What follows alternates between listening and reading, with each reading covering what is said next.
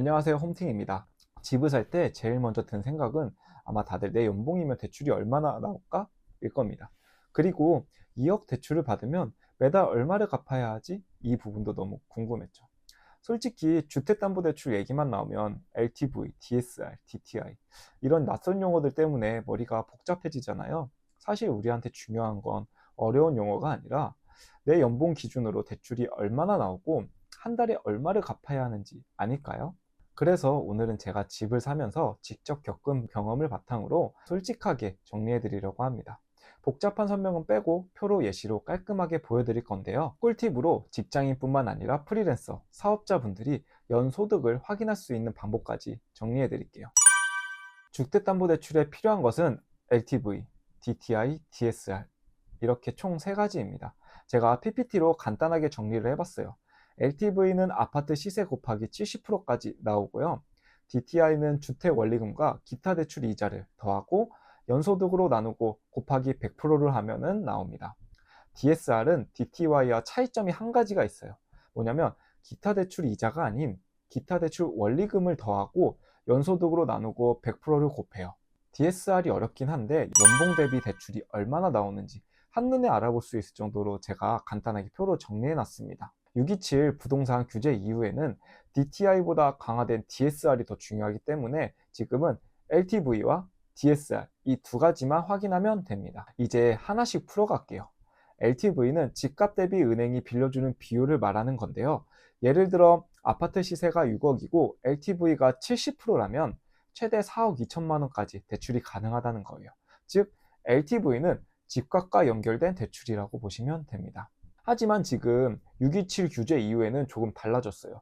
규제 지역 강남, 서초, 송파, 용산은 40%의 대출만 나오고요. 비규제 지역은 70%까지 대출이 나와요. 그리고 생애 최초 구입자도 원래 80%에서 70%로 줄어들었고요. 1주택자는 6개월 이내 기존 주택 처분 조건으로 70%까지 허용이 돼요. 또한 10억 아파트 LTV는 70%니까 7억이 나와야 하는데 이제 최대 6억까지만 대출이 가능해서 나머지 4억 이상은 현금으로 준비를 해야 됩니다. 그리고 이 주택자들은 LTV 대출이 아예 금지가 돼 버렸어요.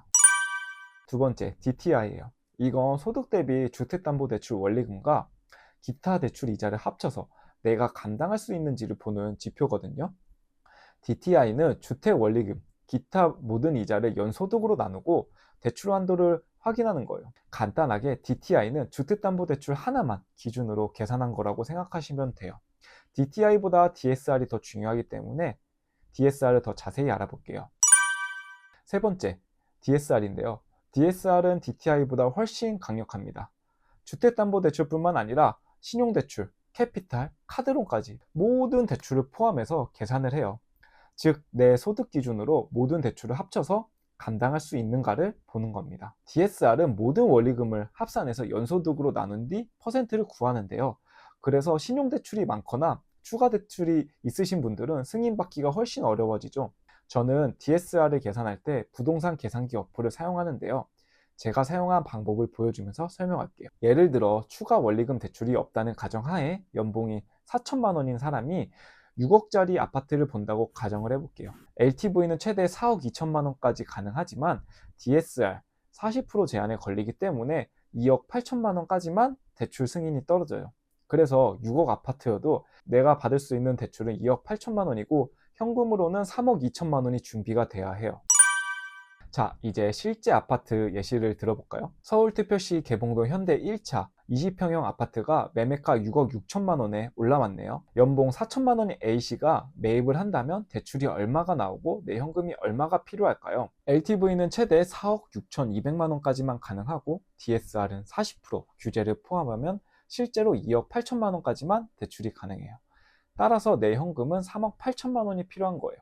이제 정리가 됐나요? 대출을 준비하는 과정이 쉽지만은 않죠. 하지만 고생 끝에 낙이 온다는 말이 있듯이 이 과정을 잘 마치면 집은 단순한 공간이 아니라 여러분의 몸과 마음이 편히 쉴 수 있는 진짜 편안한 안식처가 될 거예요. 대출 한도를 알기 위해선 내 연봉부터 정확히 알아야겠죠? 소득 확인 방법은 이렇게 나눌 수 있습니다. 첫째, 홈택스에서 소득 금액 증명원을 발급받는 직종은 직장인, 사업가, 프리랜서, 전문직, 의사, 약사, 배우자입니다. 두 번째, 카드사, 카드 매출 내역이 필요한 직종은 자영업자, 카페, 헬스장 분들이 필요한 거고요. 세 번째, 각 기관에서 원청징수 영수증을 발급받으시는 분들이 계세요. 이분들은 공무원, 군인이고요. 네 번째, 국민연금공단에서 연금 수령 내역이 필요하신 분들은 연금 소득자예요. 다섯 번째, 일용직 근로자분들은 홈택스에서 일용 근로소득 내역을 들어가시면 됩니다. 대부분 홈택스에서 소득금액 증명원, 원천징수 영수증, 지급 명세서를 받아 확인할 수 있는데요. 다른 직종은 카드사, 연금공단에서 확인하시면 돼요. 처음 대출을 준비하다 보면 서류도 어렵고 규제도 복잡하게 느껴지실 겁니다. 하지만 한번 구조를 이해하고 자산을 정리해두면 두 번째부터는 훨씬 수월해져요. 여러분이 꿈꾸는 집은 단순히 벽과 지붕이 아니라 진짜 마음이 쉬어가는 안식처가 될 겁니다. 지금까지 긴 영상을 봐주셔서 감사합니다. 언제나 행복한 내 집 마련을 응원하는 홈팅입니다. 감사합니다.